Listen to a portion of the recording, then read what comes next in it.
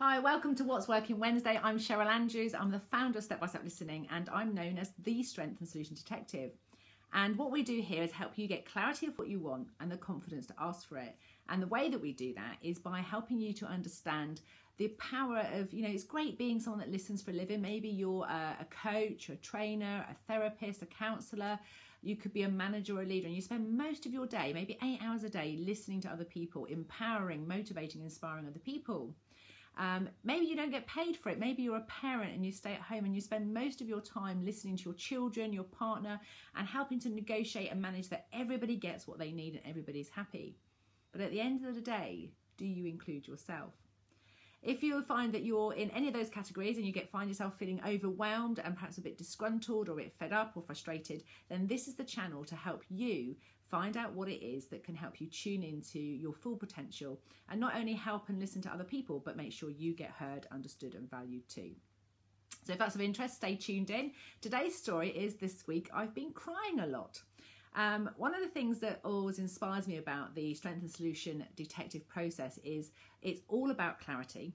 It's about, first of all, understanding what it is you want. So this week I've been sat listening to people, and when I listen to people and they're talking about something that really matters to me, I have this kind of welling up feeling inside, and I have like I can feel the tears coming to the back of my eyes. And for years I was told that I'm too sensitive. But now I know that that sensitivity, when I get that feeling, I know that that means it really matters to me. So I know that that really matters. So I want to talk to you about that because I've been listening to people this week who are working really hard, being there for everybody else, but really struggling to find space and time for themselves.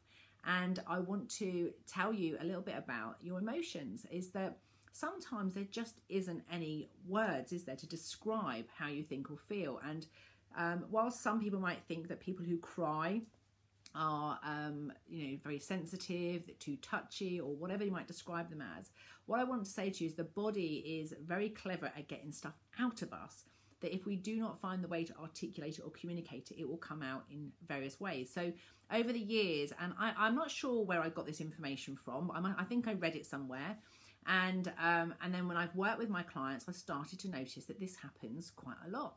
So when you cannot get the words to articulate, when you've got overwhelm and you don't know what you want, but you know what you don't want, and you get really stuck and you find yourself getting all niggly inside, then what I've noticed the body does is you'll either cry, which I have to say, I used to be a real sobber. I cry about everything.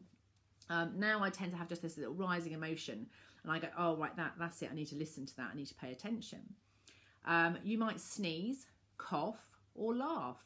So when I used to work with parents, with teenagers, I used to try and say to them, the child isn't laughing at you, but something you've said or done, or the question you're asking them, they haven't got words to express it, and so it comes out in laughter. And so what was happening was the parent then would respond and feel that they're disrespecting me, they're not listening to me, they're taking the mickey out of me, which is their baggage and their emotional association with laughter.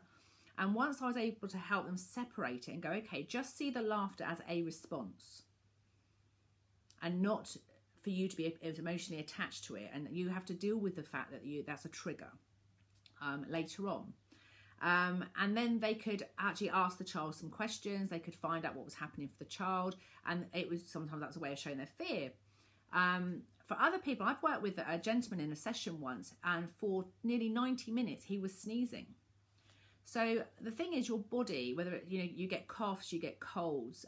Yes, there are viruses, we pick up germs, but you'll know when you reach that overwhelm. I call my overwhelm cold, and I just go to bed the minute that starts to come up, because it's my intuition saying to me something's not right, and I often need time out to reflect, to process, and work out what it is I really want. So really today, what I want to talk is really sort of to encapsulate that crying's okay.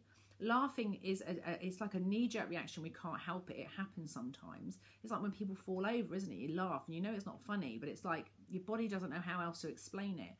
And for those of you who think that you're immune to these emotional reactions, be curious, because you might have a cough or a sneeze or something else that comes up and out that seems more acceptable in society than bursting into tears or bursting into laughter in the middle of meetings. And now I don't want you getting all paranoid and start accusing everybody who's coughing or sneezing or laughing or crying that they're hiding something or they're not dealing with something. What I want you to do is get curious and just ask them the simple question, what's happening for you right now? And be interested in them. Only do that if you really care about their happiness and success, not because you want to catch them out or get anything wrong. Because the whole thing about the Strength and Solution Detective process is that you're going to start being curious, and your intention is for us all inclusively to do more of what we love and ditch the critic that says we can't. I hope that's of use to you today. What I'd really like from you now, if you could, is to either like the video, especially if you can do it on YouTube, that would be even more fabulous. But write a comment, share it, send it to your friends, because that way, between us, we can start helping the world know that if we change the way we listen, we can change the response, and that it's okay for all of us to do more of what we love. Hope you feel safe to speak up more this week and tell people what you need to work at your best. Speak to you soon.